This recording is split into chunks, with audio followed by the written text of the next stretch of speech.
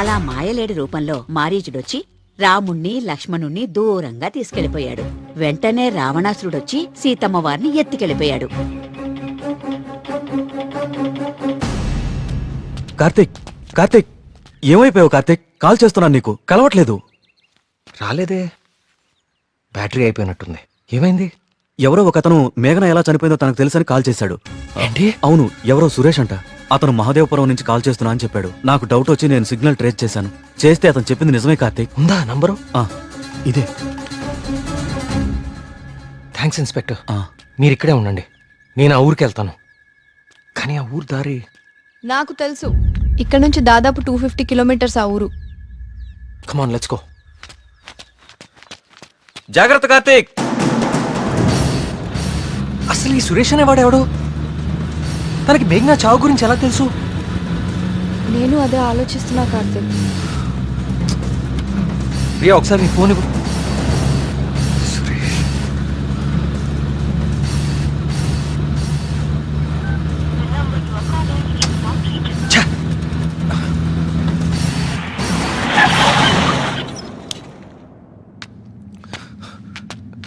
రా.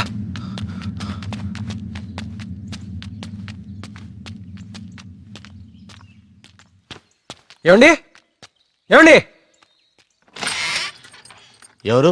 ఈ ఊర్లో కొల్ల సురేష్ అనే మనిషి ఉన్నాడు. ఎక్కడున్నాడో చెప్తారా? ఇప్పుడే నాతో మాట్లాడి ఇలా వెళ్ళాడండి. అటా? ఇటే. నేనే అనుకుంటా. సార్, సురేష్ అంటే మీరేనా? సురేషా? నేనే. ఏం లేదండి, మీరు ఇన్స్పెక్టర్ ఫోన్ చేసి మేఘనాని ఎవరు చంపారో తెలుసు అని చెప్పారంట. ఇన్స్పెక్టరా? ఆడెవడు? ఏమండి, మేము చాలా కష్టపడి సుబ్రహ్మణ్యపురం నుంచి వచ్చాం. మేఘనాని చంపింది ఎవరో మీకు తెలుసంట. నువ్వెవరు? ఆ మేఘన ఎవరు? అది ఎలా సత్తే నాకేంటి? వాళ్ళు ఎవరో నాకు తెలియదు సార్. హైదరాబాద్లో కూలి పని చేసుకుంటుంటా సార్. సెల్ ఫోన్ కూడా లేదు సార్. వదిలేండి సార్, క్షమించండి సార్. నేను ఇక్కడ ఉండగా మీ ఊర్లో మరో ప్రాణం పోనివ్వను. అవును, ఎవరో సురేష్ అంట. మహాదేవపురం నుంచి కాల్ చేస్తున్నా అని చెప్పాడు. సిగ్నల్ ట్రేస్ చేశాను. చేస్తే అతను చెప్పింది నిజమే కార్తీక్. ప్రియా, మనం అర్జెంట్గా సుబ్రహ్మణ్యపురానికి తిరిగి వెళ్ళాలి. ఎందుకు? సురేష్ అనేవాడు ఎస్ఐకి ఫోన్ చేయడం అబద్ధం. That inspector knows something. అతనికి ఆ ఆత్మహత్యలకి ఏదో ఒక సంబంధం ఉంది. Let's go.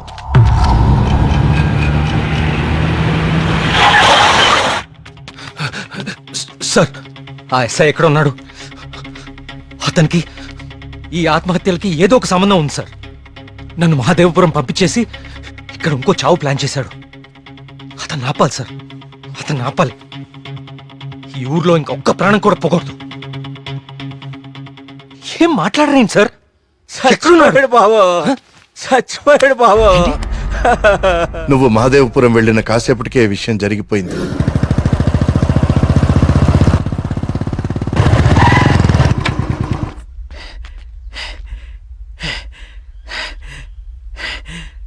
ఇన్స్పెక్టర్ గారు, టీ ఇదేమంటారా?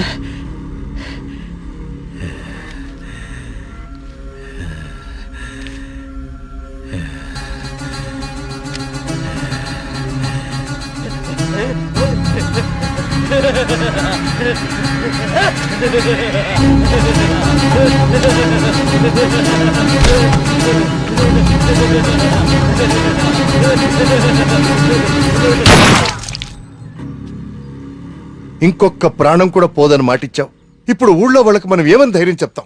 ఏ ఊరి చరిత్ర చూసినా ఏముంది? నా ఎండు చేపల కంపు, చిన్న చేపలు చచ్చి పెద్ద చేపలు బతికిన ఇదని చెప్పండి. అంతకంటే ఏం చెప్తారు?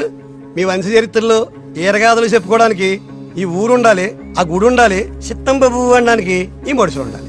కానీ వర్మ గారు, మీకు ఊడిగా చేయడానికి కూడా మడుసులు మిగడం లేదు ఈ ఊళ్ళో. ఎమ్మెల్యే గారు, మీరు నన్ను అపార్థం చేసుకుంటున్నారు. ముందు మీరు సరిగా అర్థం చేసుకోండి.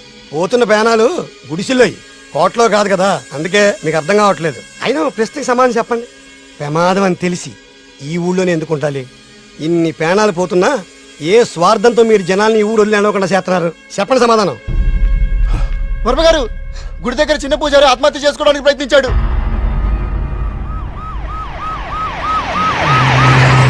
దేవుడికి ఇష్టం లేని అభిషేకం జరిగింది. ఊరంతా వలకాడ అయిపోతుంది. పదండి రా, ఈ ఊరు వదిలి వెళ్ళిపోదాం. అయ్యో వరమయ్య గారు, వెళ్తామండి. పదండ్రా, ఇక్కడ ఎందుకురా? పోతారికి న్యాయం జరగలేదు. పదండి, పదండ్రా.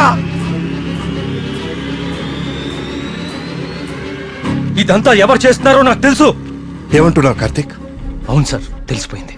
ఏంటి? నేను 10 రోజులు గడువు అడిగాను. ఇంకా ఒక్క రోజు మిగిలింది. 24 గంటల్లో ఈ ఆత్మహత్యలో వెనుకున్న వాళ్ళని రెడ్ హ్యాండెడ్ గా మీ ముందు నిలబడతాను.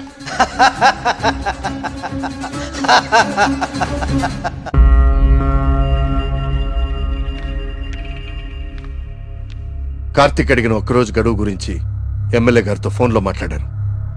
ఇంకే ఒక్క ప్రాణ నష్టం జరిగినా మనమంతా ఈ ఊరు ఖాళీ చేయాల్సి వస్తుందని ఆయన చెప్పేశారు.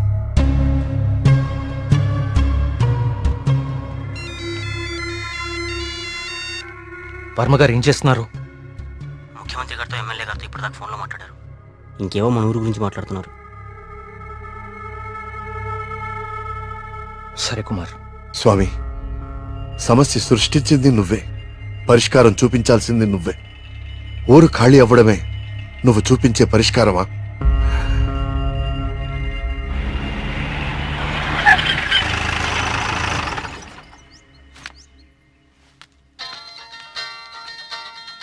హలో. ప్రియా, నువ్వు అసలు గుడికి ఎందుకు వెళ్ళావు? ఓ, ఇక్కడ కూడా సీసీటీవీ కెమెరాలు పెట్టావా? ముందు ఇంటికెళ్ళు. ఇంట్లో ఒక్కదాన్నే ఉండాలంటే భయంగా ఉంది కార్తిక్. కొంచెం ధైర్యంగా ఉంటుందని గుడికొచ్చాను. ఏమిటో ఇన్ని సంవత్సరాల్లో మొట్టమొదటిసారిగా దేవుడికి నైవేద్యం పెట్టలేదు.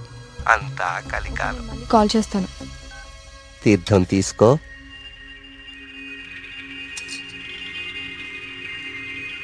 ఆయుష్మాన్ భవ. అమ్మగారు నమస్కారం అండి. పూజారి గారి ప్రసాదం మీకు ఇచ్చిరమ్మన్నారు, ఓకే. తీసుకోండి. హలో. హలో. Thank you. ఉంటానమ్మా. ప్రియా వచ్చింది ఎవరు? పూజారి గారు ప్రసాదం ఇచ్చి పంపించారు. ఇందాక ఇవ్వడం మర్చిపోయారంట. సరే, జాగ్రత్త.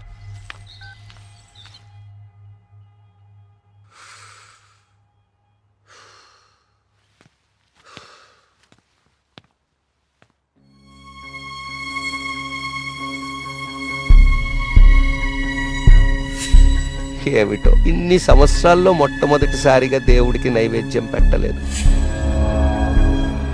పూజారి గారు ప్రసాదం ఇచ్చి పంపించారు. ఇందాక ఇవ్వడం మర్చిపోయారంట.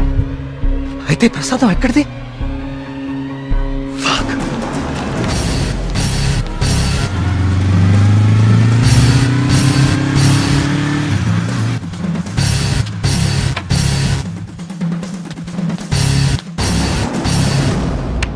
ప్రియా, ప్రియా, ప్రియా, ప్రియా, తలుపు తీ. ప్రియా, ప్రియా, వినపడుతుందా?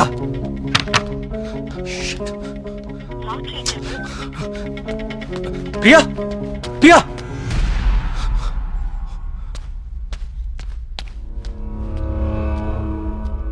ప్రియా, నీ ఫోన్ స్విచ్ ఆఫ్ లో ఎందుకుంది? తలుపు కొడుతుంటే తీయట్లేదేంటి? Priya, what happened?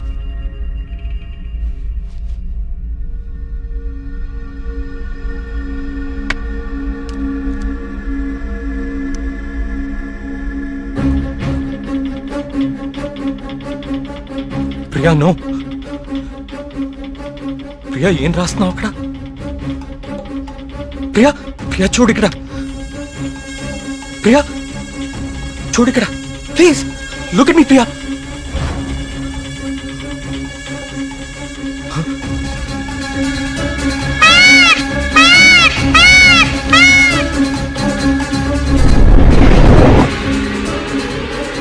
Priya,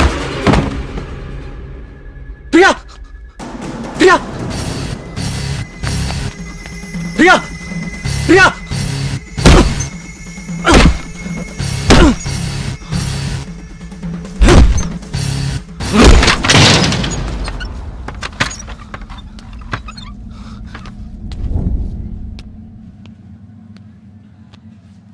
she's fine.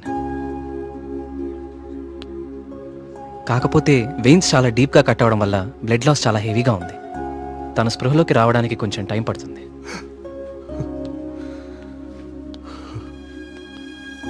Karthik, ఒకసారి రండి.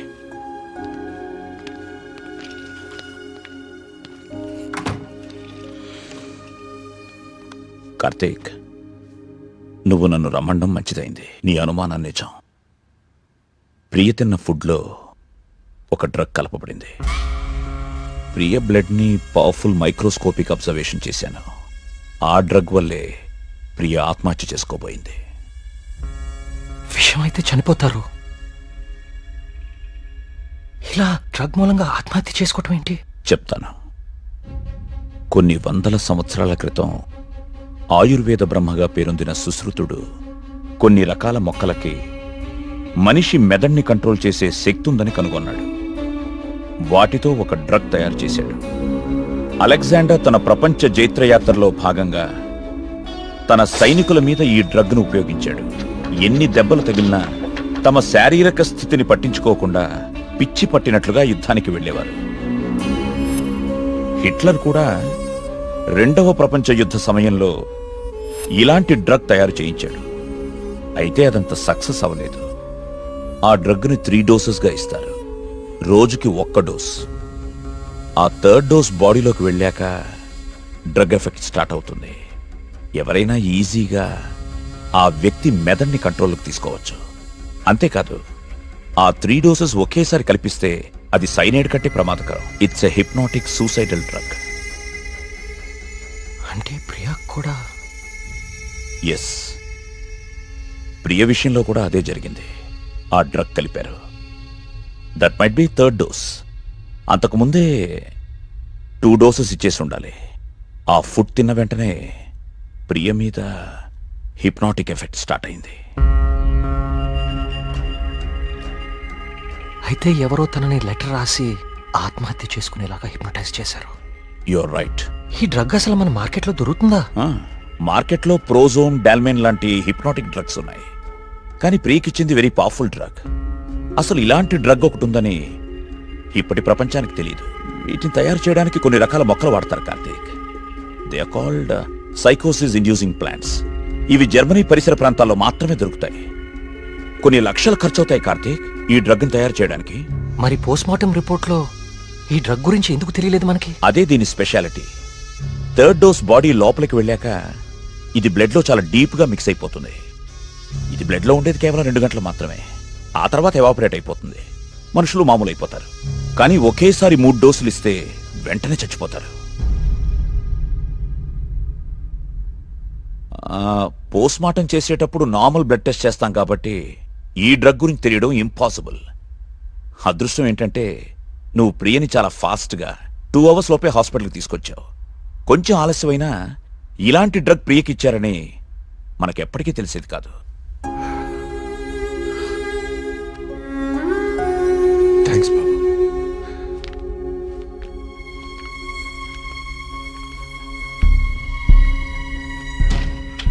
అయితే అన్ని ఆత్మహత్యలకి కారణం ఆ డ్రగ్.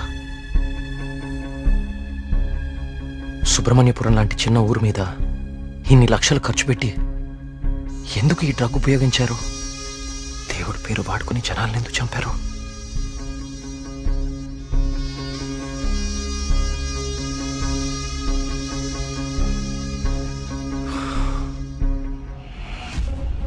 సుబ్రహ్మణ్యపురం ఆలయంతో సహా గణపతి స్థపతి కట్టిన ఆలయాలన్నీ ఒకలాగానే ఉన్నాయి. ఏదో లింక్ మిస్ అవుతున్నాను. అదేంటి? ఆ ఈశాన్య మూల గది